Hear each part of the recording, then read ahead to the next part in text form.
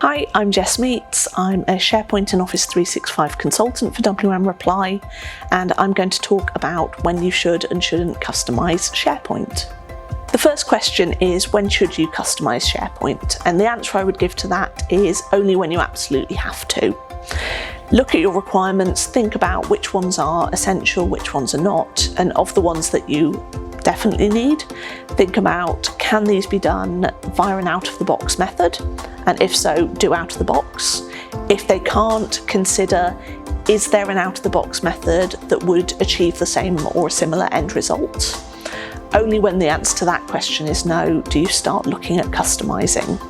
So the reason why you wouldn't want to customise SharePoint, particularly SharePoint Online, is because it's an evergreen platform and Microsoft are constantly releasing updates and making changes to improve the platform, and you don't want to be stuck in a situation where you've rolled out something custom and that change that Microsoft push out go and break the thing you've spent time and effort. The other reason behind it is that time and effort. Anytime you want to build something for yourself that's custom, it's going to take more effort, potentially more money, than just using the tools that come out of the box.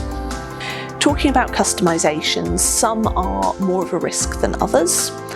And the ones that are more of a risk are if you're changing something that is fundamental to the platform of SharePoint, whereas the ones that are less risky would be, say, adding something in. So if you go and add a little extra feature and something breaks, you've not actually broken the rest of the platform, everything else still works. If you've gone in and changed something that is foundational to the whole system and that breaks, you've got a potential problem there. There are also different levels of support from Microsoft in terms of what can and can't and what should and shouldn't be customised.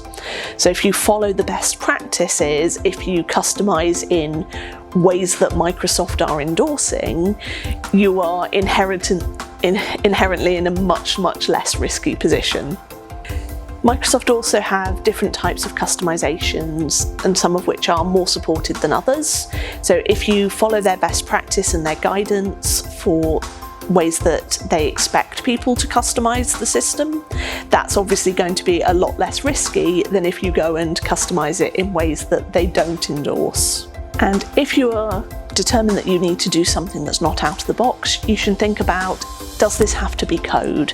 There are no-code tools from Microsoft through the Power Platform, particularly Power Automate and Power App, where you can build something without having to write lines of code.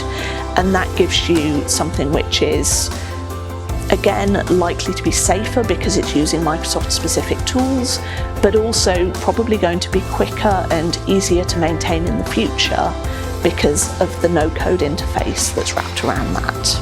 And as a final tip, if you're looking at customizing something, just double check the Microsoft roadmap. They have a website where they publish things that they're planning on doing in the near future, and just check, are Microsoft planning on releasing this feature sometime in the near future before you commit to building it yourself. If you are looking to extend SharePoint with something it doesn't do out of the box, maybe check out our Accelerator website to see if we've already built it, or reach out if you want to build something just for you.